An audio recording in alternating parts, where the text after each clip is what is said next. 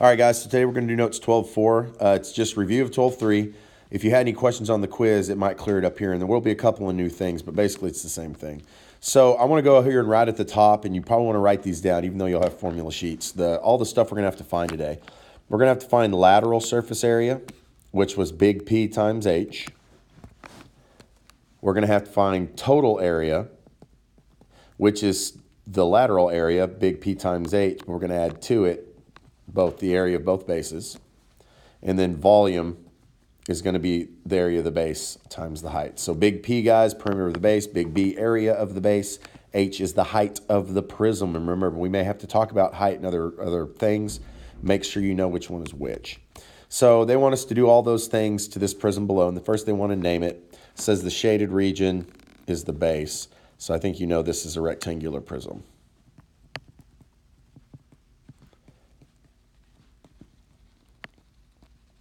A rectangular prism. And they want us to find all those areas in the volume. Well, to do that, we have to find our three main variables. Big P, the perimeter of the base. Height, the height of the prism. Big B, the area of the base. So I've got the area of the base, or the section of base that we're using, outlined. I know since it's a rectangle that other side's 4, and that's 6. 4 plus 6 plus 4 plus 6 gives me a perimeter of 20. Now, when we talk about this height, remember that's the height of the prism from base to base. On this one, it's 2. And then big B on this one, since it's a rectangle, that's length times width. Well, the length is 4, the width is 6, or whichever way we want to say it. So in this one, big B is 24. So you might pause for a second and try to throw these in the equations yourself. See what you get, and you can watch it and check. If not, I'm going to throw them in right now. Lateral area. Big P times H would be 20 times 2. And I think we all know that equals 40. But it is area, so I'm going to put units squared. We have total area. Let's see, total area was P times H, so I know that's 40. Plus 2 times big B, which is 24. If I do 40 times 2 times 40 plus 2 times 24, I get 88. That's area also, so I'm going to put 88 units squared. Then last, we have volume. That's big B times H, which would be 24 times 2. 24 times 2 is 48. So this is volume, so 48 units cubed. I know I went kind of fast through that one. If you missed anything, of course, you can rewind and pause. But that one we've gone over a couple of times, so hopefully that wasn't so bad. Excuse me. Now let's go to the next one. It says name the prism below, find all the stuff we found on the other one. So what you might do is pause for a second and try to work out some of this. Remember, the main things we need are P, the perimeter of the base, H, the height of the prism, which might be tricky here, big B, the area of the base. So I'll give you a second if you want to pause. If not, we're going to jump right into it. Now this is a triangular prism.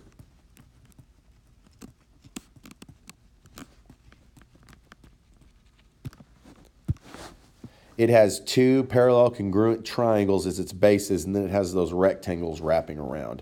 Now, it gives us 2 things, really, but one thing should be pretty obvious. Remember, the height we're looking for is the length from one base to the other. In this case, it's 12.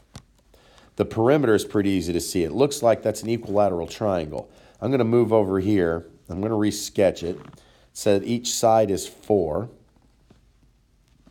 So I can see that the perimeter of that base is 12. So now we just need big B, the area of this base, and that's what can be tricky. I know that this time big B is the area of a triangle, which is 1/2 base times height. And this height is not the height of the prism. This is the height of this triangle, and we don't know what it is yet. Luckily, it's a equilateral triangle, so I know this is 60. So it's a 30, 60, 90. I know half of 4 is 2. So x is 2. I know that this is x square roots of 3. So my height is 2 square roots of 3.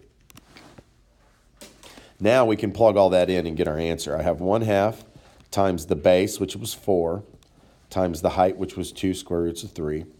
When you multiply all that together, you should get big B as 4 square roots of 3. And that is the hardest part of this whole problem.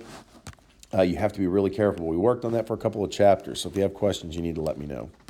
Let's figure all this out now. It should go pretty quick. I need lateral area, big P, times h. 12 times 12 would be 144 units squared. So that wasn't so bad.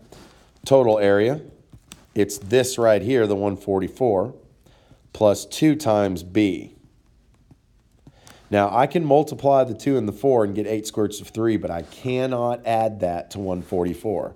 So I end up with 144 plus, what was it, 8 square roots of 3. And I'm going to put units squared on that one as well because that's area. Volume, that's big B times H. 4 square roots of 3 times 12. 12 times 4 is 48, so it's 48 square roots of 3 units cubed. And guys, that's kind of tough, but we've done them just like that before. If you have any questions, you need to come ask. Let's go to the next page. Now this one asks things a little bit backward. It actually gives us the area, and we're going to have to find the height, the lateral area, and the total area. It says the volume of the rectangular prism, so volume is 24 centimeters cubed. I'm going to write it out. It wants us to find the height, the lateral area, and the total area. Well, it kind of helped us out a little bit because it gave us a picture with some numbers. I know that volume is big B times H, and I know in this case it's 24. Well, I don't know big B at the moment, but I can sure find it. I've got my base right there. It's a rectangle. The area of the base is 2 times 3, so 6 times H equals 24. Then I can divide both sides by 6 and get my height, which is 4. So H is 4 centimeters. Now, I probably still need to write everything out so I can get it all pretty easy. Let's see, big P.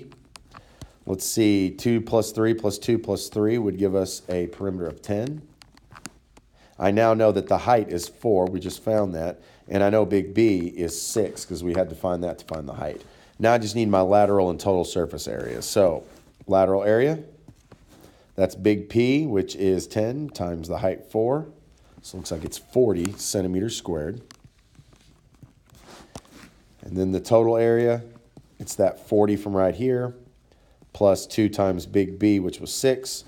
That's 40 plus 12 gives us 52 centimeters cubed.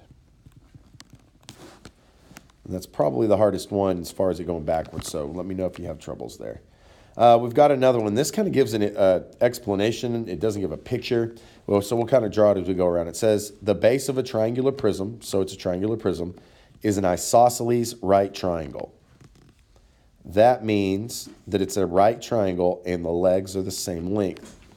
It says one of the legs is 3 centimeters, which means the other leg is 3 centimeters. It said the height of the prism, now this is back over here. It didn't say the height of the triangle, it said the height of the prism was 10 centimeters. So now we need to find the perimeter in big B. In this case, big B is pretty easy to find. Remember, it's a triangle, so 1/2 base times height. Well, I have both of those. It's 1/2 of 3 times 3, which is 4.5. So big B is 4.5. Now we have to find the perimeter, and it wouldn't be so hard, except that we don't have the hypotenuse. So you could use Pythagorean theorem, but this is, again, it's an isosceles right triangle, so that means it's a 45, 45, 90. Means these would both be the x's, and this would be the x square roots of 2. So now I know that the third side is 3 square roots of 2.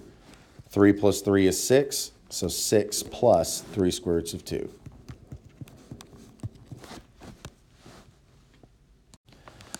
So we have that weird perimeter, and it's going to make things a little bit rocky, but you just need to be careful here, okay? Lateral area. Big P, 6 plus 3 square roots of 2. And I'm going to put it in parentheses because it's that whole thing times the height.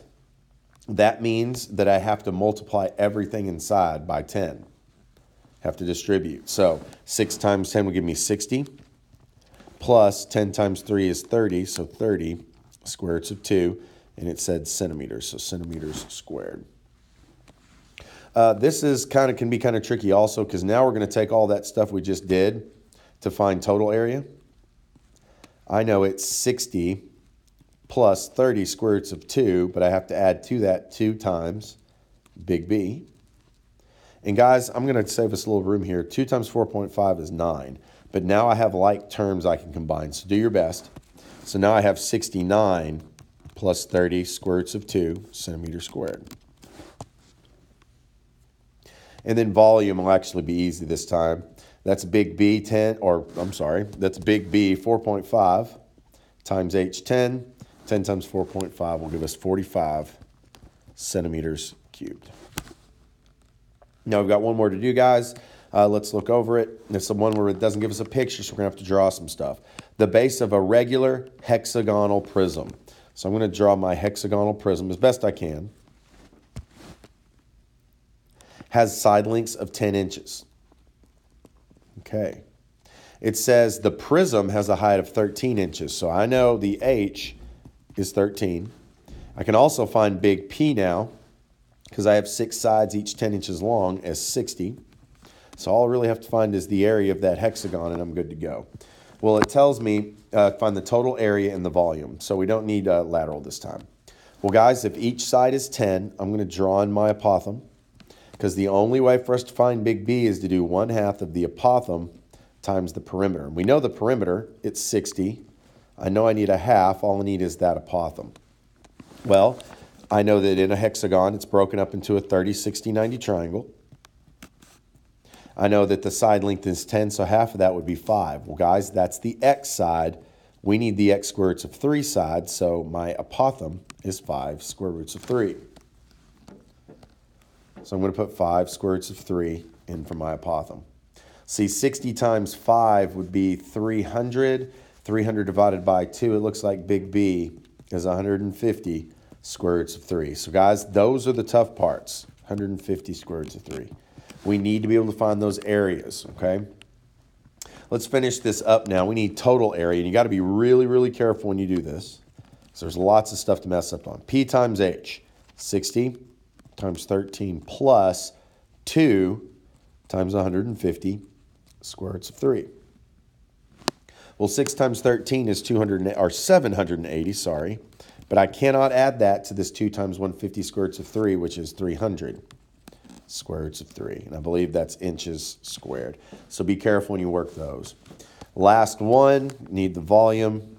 That's big B, 150 square roots of 3 times H, 13. So I need to multiply 150 by 13. When you do, you get 1950 square roots of 3 inches cubed.